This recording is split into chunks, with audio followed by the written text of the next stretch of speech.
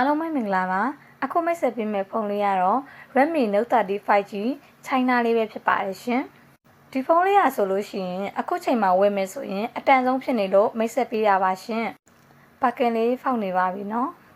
Note 30 series ရဲ့ဒီဇိုင်းဆိုရင်အခုချိန်ထိလူကြိုက်များနေသေးပါပဲနော်4000ဆန်ပြီးတော့ပေါ့နော်ကင်မရာသုံးထားတဲ့ပုံစံလေးကိုလူတော်တော်များများကြိုက်ပါတယ် plastic body ကိုသုံးပေးထားပြီးနဲ့ quality ကတော့နည်းနည်းကောင်းကောင်းလေးသုံးပေးထားပါတယ်Android 30ကိုအခြေခံထားတဲ့ MI1 14နဲ့လာပါတယ်။ Basic Google Service ပါတော့ Google နဲ့ပတ်သက်တာတွေအကုန်လုံးအဆင်ပြေပါတယ်။မှန်မြင် size က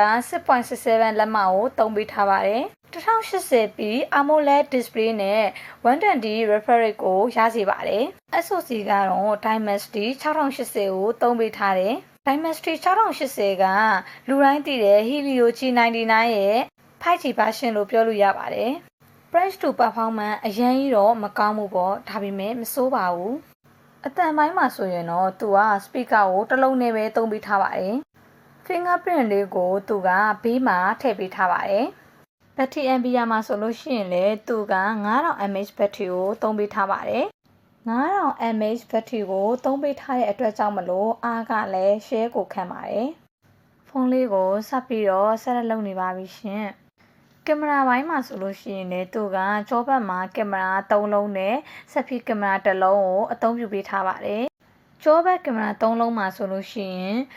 main ကင်မရာ108 megapixel 8 megapixel ultra wide 2 megapixel 10တို့ကိုသုံးပေးထားပါတယ်။ဆက်ပြီးကတော့16 megapixel ကိုသုံးပေးထားပါတယ်။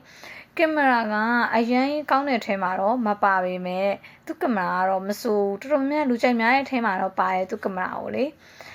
အရင်ပုံထွက်အရင်စိုးမနေဘူးရှင်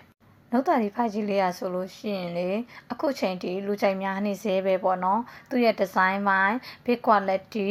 ကင်မရာသုံးထားတဲ့ SoC ပေါ့နော်အဲ့ဒါတွေကဆိုလို့ရှိရင်ဈေးတန်း9သိန်းကျော်ဝန်းကျင်မှာ price to performance ပေါ့နော်အရင်ကြီးမကောင်းပြီနဲ့အသင့်လေးရှိရဆိုတော့ခုချိန်ထိလူကြိုက်များပြီးတော့အဝယ်များနေသေးပါနော်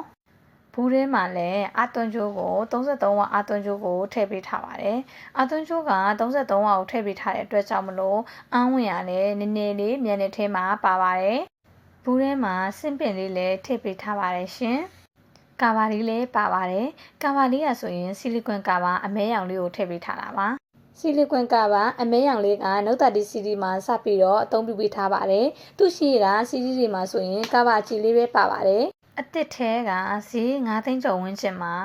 မဆိုးလို့တော့ညီမထင်ပါတယ်မိတ်ဆွေတို့ရောဘယ်လိုထင်ပါသလဲမှတ်ပေးခဲ့ပါအောင်အဆုံးထိကြည့်ပြတဲ့အတွက်ကျေးဇူးပါ